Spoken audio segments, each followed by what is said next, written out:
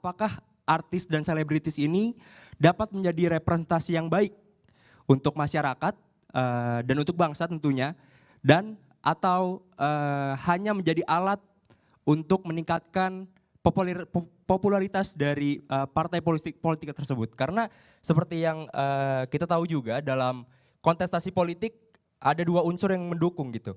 Yang pertama adalah popularitas dan yang kedua adalah elektabilitas. Mungkin pertanyaannya itu cukup dari saya. Terima kasih. Terima kasih. Ini rupanya pertanyaan ditujukan kepada semua dari kita. Mungkin Bang Miing dulu ini. Terima kasih ya Dinda. Siapa namanya Dek? Afif Pak. Afif, baik. Pertanyaannya bagus sekali. Secara rasio memang tidak mungkin jumlah artis yang di parlemen itu dari 570 orang itu tidak sampai 20%-nya kan. Artinya kalau diminta dituntut untuk mewakili seluruh persoalan hidup, hajat hidup rakyat, rasanya nggak mungkin. Maka itu mereka berada di komisi beda-beda. Nah kalau tadi Adinda misalnya, saya pernah jadi anggota DPRD 2009-2014. Kalau kalian dulu, kakak-kakak kalian dulu, ujian nasional tidak menjadi satu-satunya alat kelulusan, saya yang berjuang sampai ke Mahkamah Agung. Saya berhasil itu dulu. Dulu UN, dulu ada alat kelulusan. Saya menolak kenapa pada saat itu. Mana mungkin SMA 6 Jakarta yang favorit misalnya, atau Jakarta sama dengan SMA Papua soal-soalnya. Sementara infrastruktur pendidikannya tidak sama, kan tidak adil. Maka kami mencoba untuk bahwa UN tidak menjadi salah satu-satunya alat kelulusan. Dulu satu-satunya alat kelulusan. Bagaimana yang melihatnya orang pusat dengan mata pelajaran. Mereka belajar lebih dari 4 mata pelajaran. Dan infrastruktur, gurunya, laboratoriumnya, perpustakaannya berbeda. Lalu ujiannya sama, itu sangat tidak adil. Nah itu salah satu contoh kalau Anda tadi bertanya sejauh mana sih manfaatnya, kita salah satu itu. Saya adalah tim kecil dalam penyusunan undang-undang cagar budaya. Cagar budaya, bagaimana heritage bangunan itu dilestarikan dengan biaya negara. Harusnya seperti itu sekarang ini, kalau undang-undang itu. Nah anggota DPR yang dari artis pun bisa melakukan itu.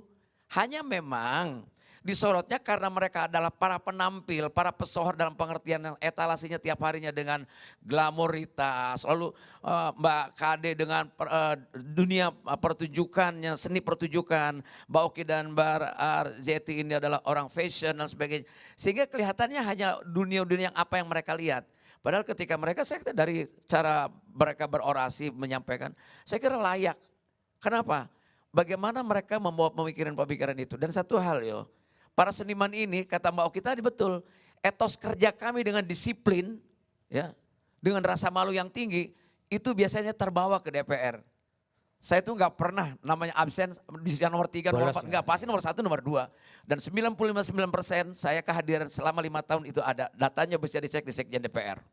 Artinya apa? Bahwa kita juga jadi sangat tergantung.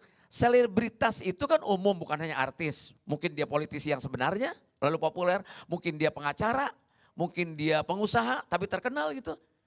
Tidak serta-merta bahwa kita lalu tidak sama dengan mereka. Bahkan yang asli orang kader partai pun mungkin belum tentu juga lebih baik dari orang-orang ini gitu loh. Jadi tolong please jangan lihat latar belakang, tapi kapasitas dan kompetensi ketika mereka muncul, itu ketika duduk di sana bersidang, itu adalah bagian. Tapi kalau tadi tuntutannya adalah bagaimana bisa menjadi representasi, secara seluruh tidak mungkin. Karena apa? Rasio jumlah anggota DPR dari artis itu juga tidak banyak gitu. Yang duduk di DPR gitu. Tidak semua orang terkenal loh. Saya head to head dengan artis yang tidak saya perlu sebutkan namanya. Itu juga dia kalah dan saya menang. Itu tidak semua orang terkenal juga. Apa artinya? Bagaimana sesungguhnya kan cuma 2. Ya dalam komunikasi mungkin kalian sudah belajar gitu. Jadi mengetahui what-nya dulu.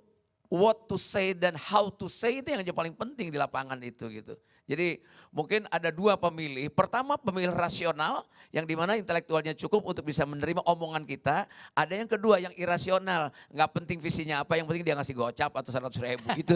Itu fakta politik. Iya. Terima kasih sudah nonton. Jangan lupa like, subscribe, dan share ya.